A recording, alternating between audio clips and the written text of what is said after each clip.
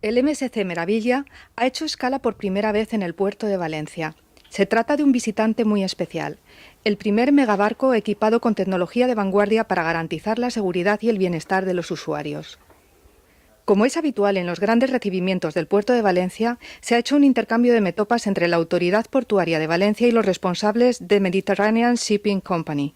Es un prototipo de barco de una serie de barcos de los cuales MSC Cruceros va a sacar otros 4 barcos más, y es un prototipo de barco completamente innovador en la industria de los cruceros por las innovaciones en gastronomía, ocio infantil, ocio para adultos que ofrece a bordo. Es un barco para más de 5.500 pasajeros en ocupación total con 2.200 cabinas.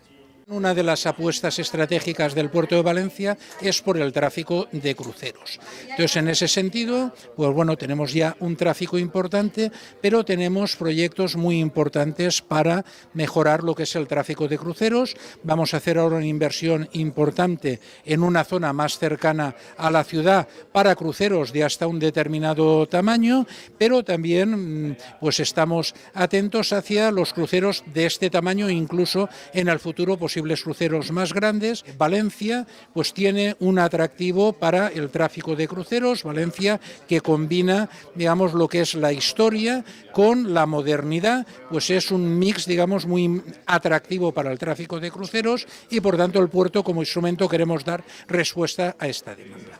El MSC Meraviglia tiene 315 metros de eslora y 65 metros de altura, equivalente a 3 campos de fútbol, y tiene una capacidad para alojar a más de 5.700 pasajeros, atendidos por una tripulación de 1.540 personas.